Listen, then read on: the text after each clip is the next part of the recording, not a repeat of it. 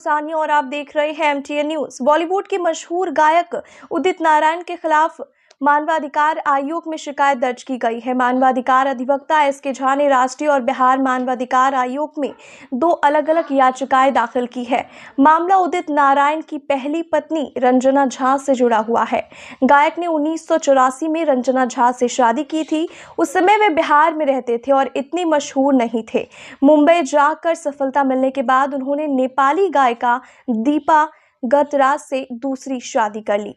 अधिवक्ता SK झा के अनुसार हिंदू विवाह अधिनियम के तहत पहली पत्नी को तलाक दिए बिना दूसरी शादी करना गैर कानूनी है। ऐसी स्थिति में उदित नारायण की दूसरी शादी को अमान्य माना जाता चाहिए।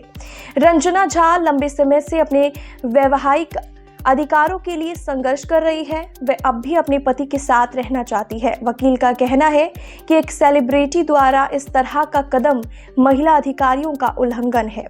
वकील ने आरोप लगाया है कि उदित नारायण अपनी पहली पत्नी के मानवाधिकारों के प्रति संवेदनशील नहीं है और उन्हें उनके अधिकारों से वंचित कर रहे हैं।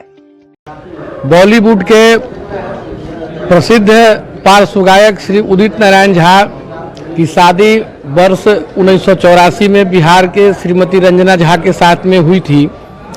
उसके बाद में ये निकल गए मुंबई में एक नेपाली गायिका दीपा के साथ में उदित नारायण झा शादी कर लिए चुपके से। और जब पत्नी इनकी खोजबीन करना शुरू कर दिया तब मालूम चला कि उदित नारायण झा दूसरी शादी करके मुंबई में रह रहे हैं और उदित नारायण झा पहली पत्नी को स्वीकार नहीं कर रहे थे और वह महिला अपनी पत्नी के दर्जा के लिए और अपने अधिकार की प्राप्ति के लिए न्यायिक संघर्ष सो कर रही है और अकेले लड़ रही है। सबसे बड़ी बात है कि अकेले लड़ रही है। अब सवाल ये उठता है कि हिंदू विवाह अधिनियम में जब तक डाइवोर्स क्लियर नहीं होगा तो न लड़का दूसरे शादी कर सकता है न लड़की दूसरी शादी कर सकती है।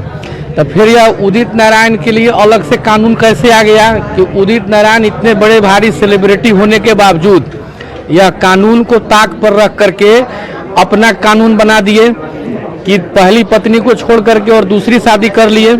हमने राष्ट्रीय मानवाधिकार आयोग नई दिल्ली और बिहार राज्य मानवाधिकार आयोग पटना के समक्ष हमने 2 पिटीशन आज दाखिल किया है कि उदित नारायण झा का जो सेकेंड मैरिज है उस मैरिज को शून्य करार किया जाए।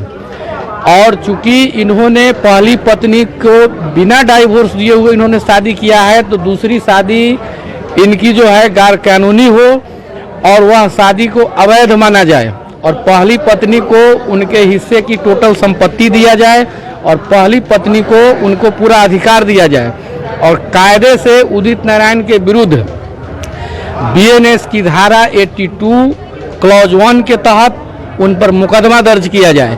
क्योंकि इतने बड़े सेलिब्रिटी जानबूझ करके ऐसा कार्य कर रहे हैं और समाज में यह क्या मैसेज देंगे यह उदित नारायण ही जाने।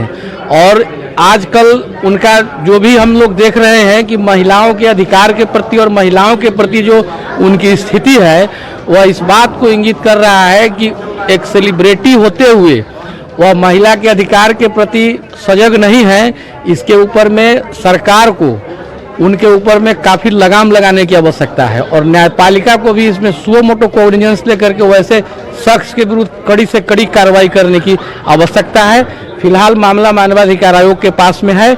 निश्चित रूप से उनकी जो पत्नी है, जो ओरिजिनल पत्नी है श्रीमती रंजना झा, उनकी न्याय के लिए हम लोगों ने भी आवाज़ उठाना शुरू कर दिया है।